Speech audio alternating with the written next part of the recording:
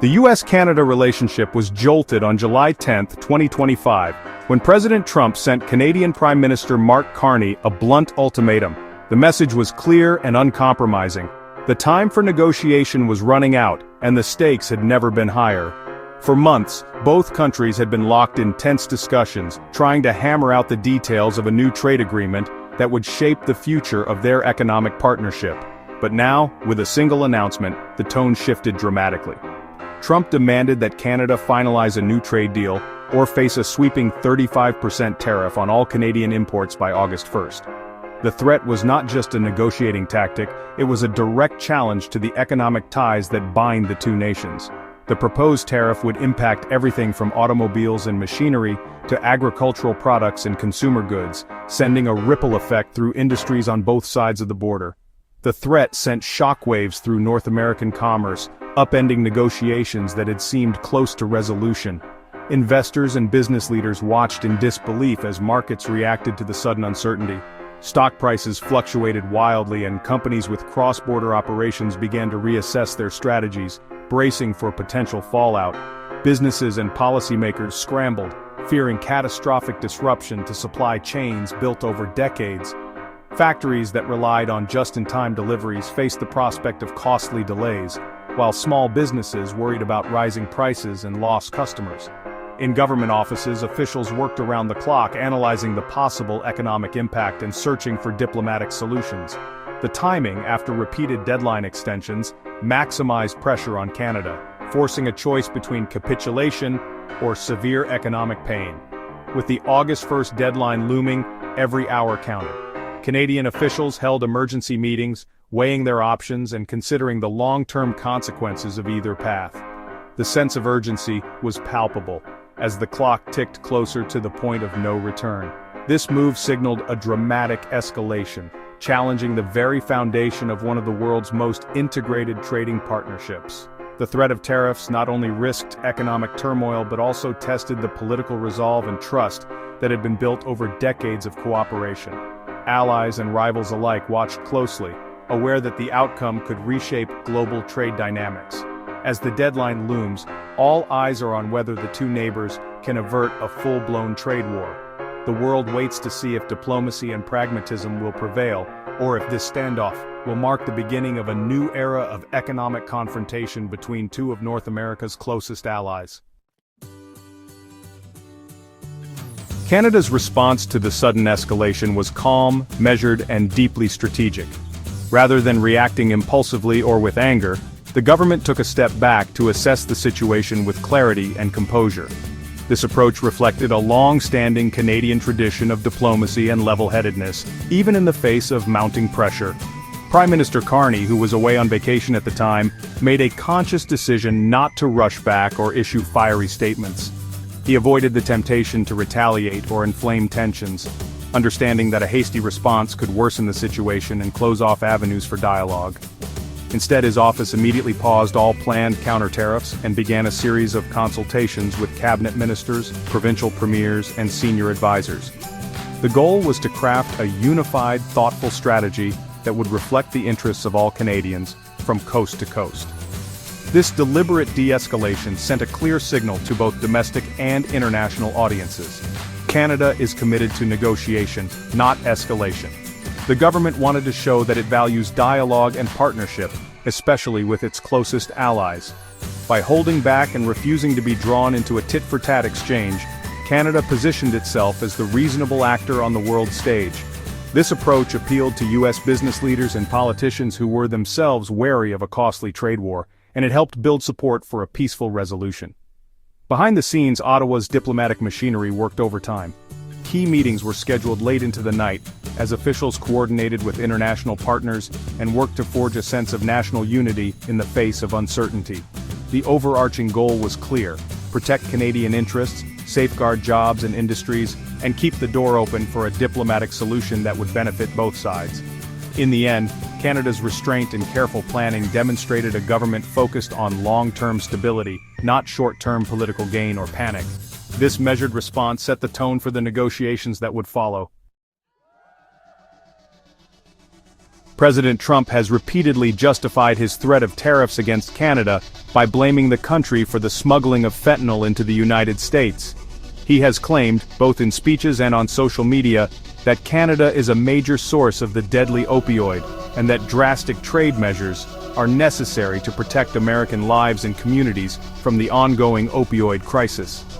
This narrative has been used to rally support among his base and to frame the trade dispute as a matter of national security, rather than just economics.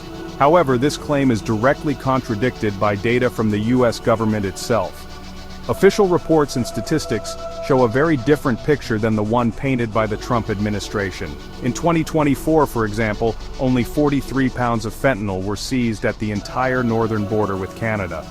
In stark contrast, more than 21,000 pounds were intercepted at the southern border with Mexico. The overwhelming majority of fentanyl entering the U.S. comes through the southern border, not the north. Despite this, the White House has shifted its public justifications for trade action against Canada multiple times. At first, the focus was on immigration and border security. Then, the administration pivoted to complaints about Canadian dairy policies and later, to concerns over trade deficits. Each time, the rationale seemed to change depending on the political moment or audience. Critics, including former Prime Minister Justin Trudeau and other Canadian officials, have strongly pushed back. They've called the fentanyl accusation completely bogus, arguing that it's simply a pretext for the U.S. to gain economic leverage in trade negotiations. The U.S. has also complained about Canadian tariffs on American dairy products, but in reality, American exporters haven't even filled the quotas they're allowed under current trade agreements, raising questions about the sincerity of these complaints. All these shifting justifications suggest that the real goal isn't to solve a specific problem but rather to extract concessions from Canada by keeping the country on the defensive and uncertain about U.S. intentions. This unpredictable approach keeps Canadian officials off balance and undermines the trust that's essential for any productive negotiation between the two countries. For Canadian negotiators, the lack of a clear and consistent rationale from the U.S. makes it nearly impossible to engage in meaningful talks or reach lasting agreements, leaving the future of the trade relationship uncertain. The current crisis was set in motion at the June G7 summit in Alberta, where Trump and Carney's handshake masked simmering tensions. Soon after, the U.S. doubled steel and aluminum tariffs, souring the diplomatic mood. Negotiation deadlines kept shifting, creating instability and anxiety for industries on both sides of the border.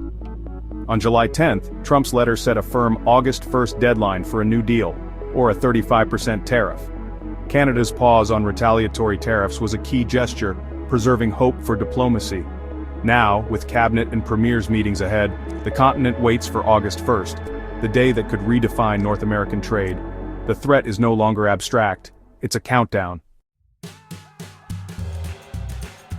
Canada's leaders responded with unity and resolve, refusing to be bullied but committed to negotiation.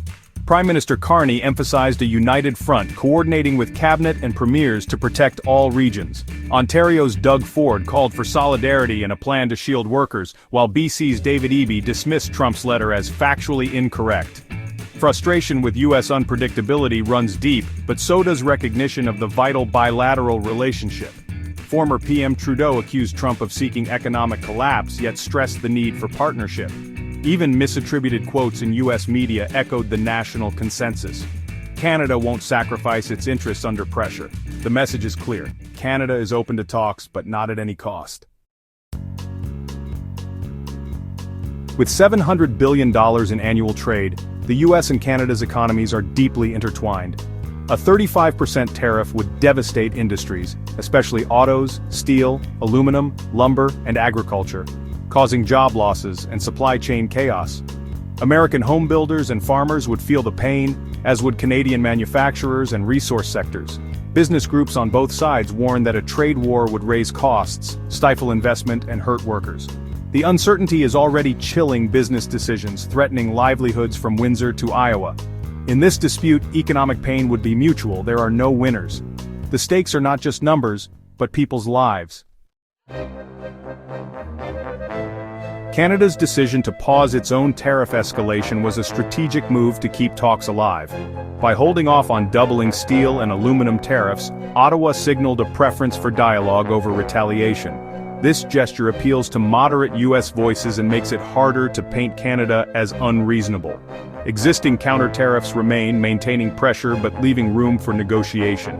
The pause is both leverage and olive branch, buying time for diplomacy before the August 1st deadline. Canada's move puts the onus on the U.S. to reciprocate or escalate. The world now watches to see if dialogue or confrontation will prevail. The outcome of this dispute will shape not just U.S.-Canada relations, but the future of global trade rules. Trump's unpredictable tactics inject instability, making it hard for businesses to plan or invest. A unilateral 35% tariff could violate USMCA and WTO commitments, undermining the rules-based system. For ordinary people, this means higher prices, job risks, and strained cross-border ties. The urgent need is for cool heads and real diplomacy, not brinkmanship.